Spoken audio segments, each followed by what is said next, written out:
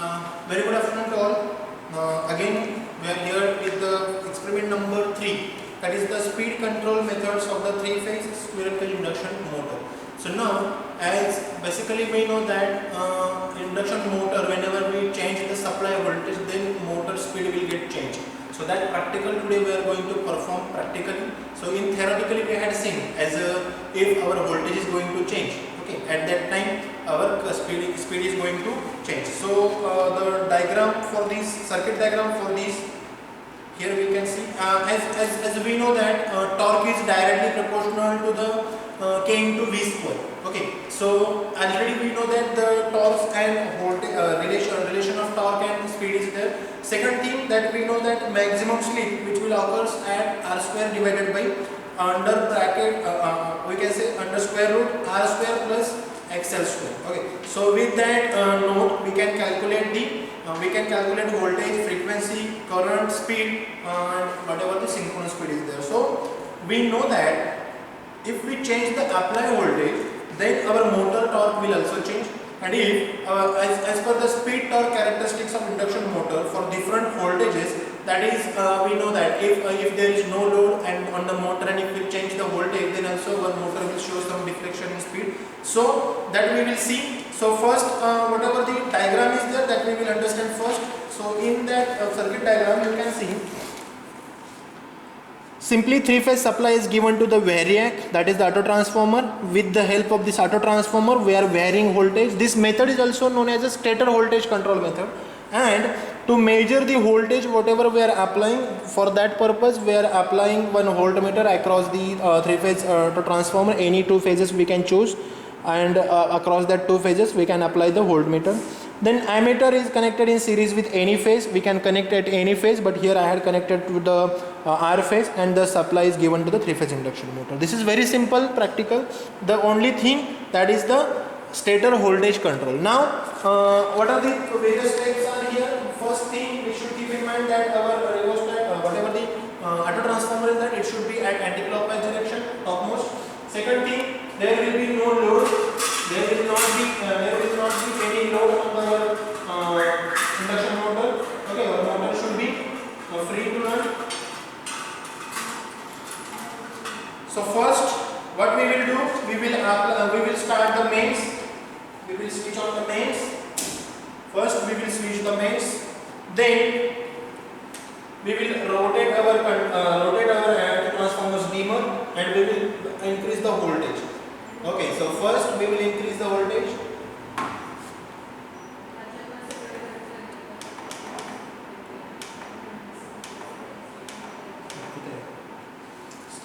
I am increasing the voltage.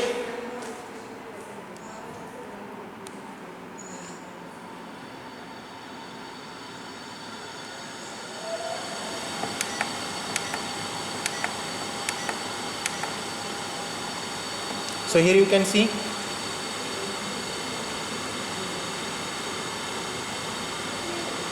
we can take readings. Here I had applied around 150. Okay, so I will give the voltage around 440.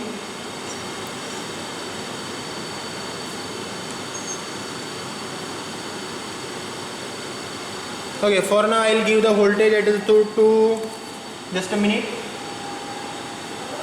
It is around 240. So my voltage is 240 volt. Current I will measure, that is, as there is no load, my current is around 0.4 ampere. It is little. Now I will measure the speed, whatever the actual speed is there. As we know that my synchronous speed is 1500. Now I will measure the speed.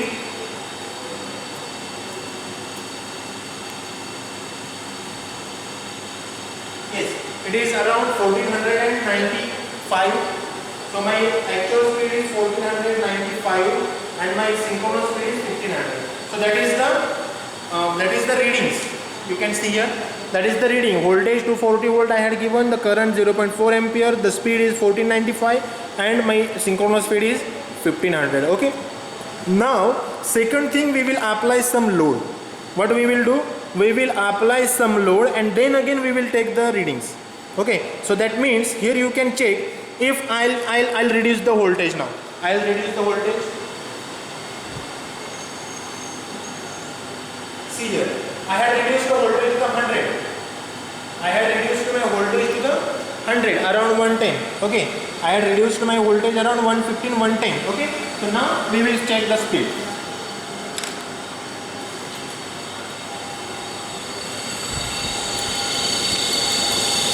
One cycle complete. Yes, and this time my speed is around 1400. It is a 1400. Okay, so that means if I reduce my voltage to the 110 or 115, then my speed is coming to the 1400. So that means my synchronous speed will remain the same, but my speed is coming down. Now what I will do, I will apply some load.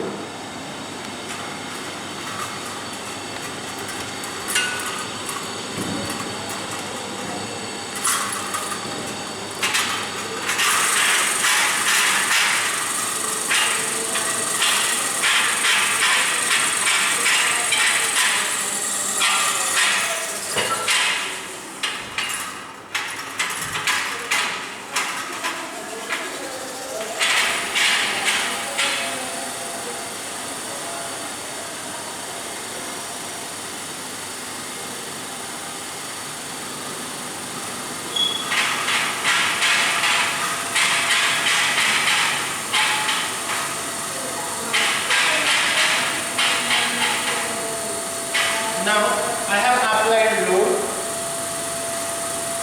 So at that time you can see the current here, it is a 2 ampere. So here you can see there is a 2 ampere. At that time there is around zero current, but little bit current is there due to the practical. And here the RPM synchronous speed will be again 1500, but current here you can see this is a 2 ampere and the voltage that is around 205 volt. That is around 205 volt. Now we'll check the speed.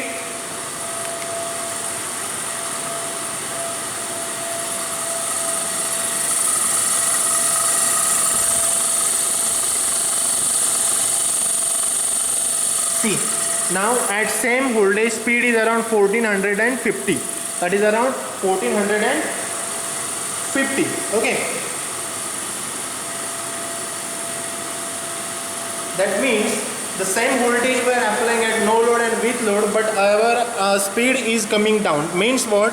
Whenever there is no load, at that time 1495 volt speed we are getting, but once we are applying the load, at that time our speed is also decreasing. That means whenever we will change the voltage, that means once we will increase the voltage, our current speed is going to increase.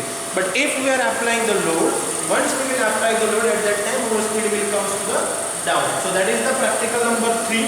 Okay, so you can draw the waveform like that way. We can find out here is the speed graph. Okay, so that voltages will be the vary. Okay, and here is the ideal graph, frequency versus speed. Okay, so like that way, here we know that frequency is 50 hertz, voltage we had given right now, current we had find out, speed that is around 1450, total number of pore that is 4, and 120 by F we can calculate easily. Okay, so we just reduce the load. It will come to the anti-clockwise direction and we'll just shut it down. Okay, so this is the practical number 3. In next I will upload the practical number 4, that is the speed control of the slip ring induction motor. Thank you very much.